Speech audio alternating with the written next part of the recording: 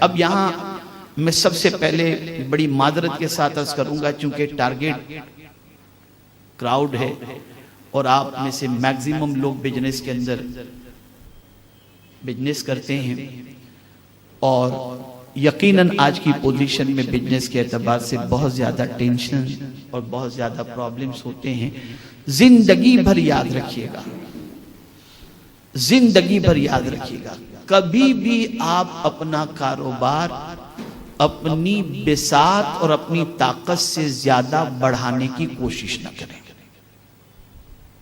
یہ منع فرمایا گیا۔ آپ کی جتنی کیپیسٹی ہے، اس کو دوسرے اینگل سے سمجھیں کہ آپ اگر کوئی کام کرنا چاہتے ہیں، مثال کے طور پر ایک ٹور کو لے لیجئے یا کسی برانڈ کو لے لیجئے کہ آپ کا اس کے اندر پروفٹ جو ہے وہ 2000 کا ہے، جیسے مثال کے طور پر ایک ٹور آپریٹر کی حیثیت سے آپ ہیں، 2000 آپ کو ایک پیسنجر پہ پروفٹ ملتا ہے، ٹھیک ہے نا؟ اب آپ نے 50 پیسنجر بک کیے 2000 کے پروفٹ کے اعتبار سے، تو 50 پیسنجر آپ نے جو بک کیے تو آپ کا ہوا 30 لاکھ کا معاملہ۔ سامنے والے سے آپ نے 30 لاکھ وصول کیے 60,000 کے حساب سے 50 پیسنجر کے، اور آپ کو اس میں پروفٹ کتنا مل رہا ہے؟ 1 لاکھ روپیہ مل رہا ہے۔ تو آپ یہ بزنس اس وقت کریں جب آپ کو یہ کانفیڈنس ہو کہ جب میرے 30 لاکھ سامنے والے نے جو مجھے دیے ہیں وہ اگر خدا نخواستہ میں نے کسی بڑے ایجنٹ کو دیے اور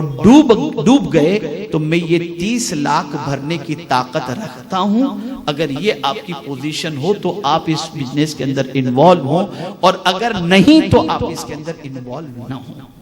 اسی طریقے سے آپ دوسرے شعبے کو سمجھ سکتے ہیں، کوئی بھی کام جتنی کیپیسٹی آپ کی نقصان برداشت کرنے کی ہو اسی اعتبار سے آپ بزنس کریں۔ آج ہمارے یہاں جو بزنس کا سسٹم ہے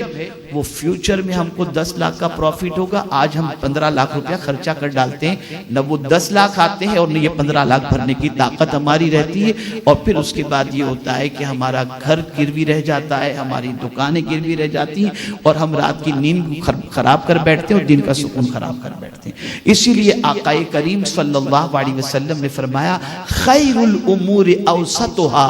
بہترین کام وہ ہے جو درمیانہ کام، درمیانہ کام، اوور کرنے کی کوشش نہ کریں۔ بہت سارے لوگ تو شادیوں کے اندر لاکھوں کروڑوں خرچ کرتے ہیں اور بعد میں پتہ چلتا ہے کہ یار ان کے اوپر تو بینک کا اتنا قرضہ ہے، یہ بھی ہوتا ہے۔ لیکن اسٹیٹس مینٹین کرنے کے لیے بہت ساری جگہوں پہ یہ کیا جاتا ہے، تو یہ بات یاد رکھیں، آپ کا قرض چکانے کے لیے قوم نہیں آئے گی، وہ آپ کو ہی چکانا ہے۔